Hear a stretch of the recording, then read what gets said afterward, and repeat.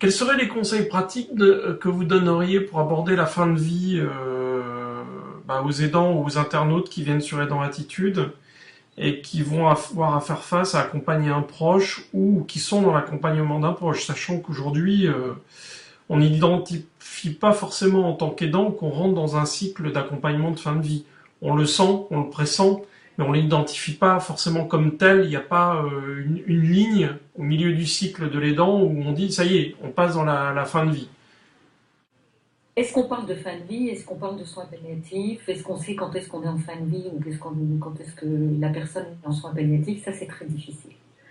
Donc, nous, sur notre site, www.soins-palliatifs.org, en fait, nos conseils sont aussi bien pour la maladie grave que pour le moment où éventuellement il y a une aggravation qui laisse à penser que la personne va mourir bientôt.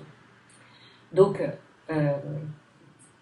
parce que finalement, les questions se posent de la même manière. Après, il y a la phase toute particulière de l'agonie, mais la phase toute particulière de l'agonie, mieux elle a été préparée avant, on peut supposer qu'à ce moment-là, les proches seront moins démunis dans ce moment. Et puis après, il y a la phase du deuil.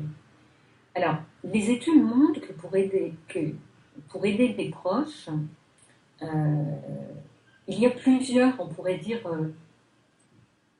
je ne sais pas si on peut appeler ça des principes, des idées, qui doivent s'adapter bien sûr à tout un chacun. La première, c'est qu'il faut éviter d'être seul. C'est-à-dire un aidant tout seul, un proche tout seul, dans une situation comme ça, c'est extrêmement difficile, c'est extrêmement lourd. Il faut décider de choses graves, il faut supporter des choses difficiles. Affectivement, ça touche bien sûr fortement. Donc dans la mesure du possible, il faut essayer de ne pas soutenir un proche tout seul. Ça, c'est la première chose extrêmement importante. C'est d'avoir soit d'autres personnes de la famille qui peuvent être par là, pour une chose ou une autre, ou être soutenu, d'ailleurs, être soutenu par des professionnels. La deuxième chose, c'est d'essayer, dans le dialogue avec les professionnels, de percevoir que tout a été fait au mieux pour la personne malade. Ça, c'est extrêmement important pour un proche. C'est de sentir que la douleur est soulagée au maximum qu'on peut faire. Les symptômes sont soulagés au maximum qu'on peut faire. La personne a des interlocuteurs avec qui elle peut parler. Enfin, ça, c'est extrêmement important. De même que c'est du côté des proches et des aidants, c'est de sentir qu'eux aussi, ils ont pu s'impliquer comme ils le pouvaient. Pas comme il le faudrait, mais comme ils le pouvaient. Et ça, c'est aussi un point. Encore une fois, le soin palliatif n'est pas normalisateur. C'est quelque chose où il faut que chacun puisse apporter ce qu'il peut. Ce qu'il souhaite, mais ce qu'il peut, surtout. La troisième chose, je pense qu'on pourrait dire, c'est que il faut garder des routines quand on accompagne quelqu'un.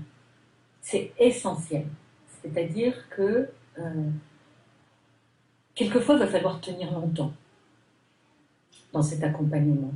Et cet accompagnement, c'est une fatigue psychique, morale, physique.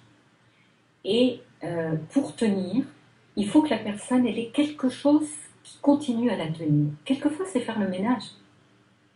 Quelquefois, c'est aller rencontrer ses amis qu'on voit toutes les semaines. Quelquefois, c'est aller au cinéma. Quelquefois, c'est aller à la messe. Quelquefois, enfin, chacun a ses trucs. Ou au temple, ou à la mosquée. Enfin, peu importe. C'est d'avoir ces choses. C'est d'avoir une routine qui tient ce qui est vivant en soi. Et là, c'est que la personne qui peut dire ce qui lui convient. Et à partir de là, elle va aussi pouvoir donner un peu. Mais il faut qu'elle ait quelque chose pour elle. Voilà. Moi, je dirais que c'est ces trois points-là les plus importants. Ne pas être seul, savoir que les choses sont faites, du côté des soignants, mais aussi du côté de soi et des autres, et avoir des routines pour soi.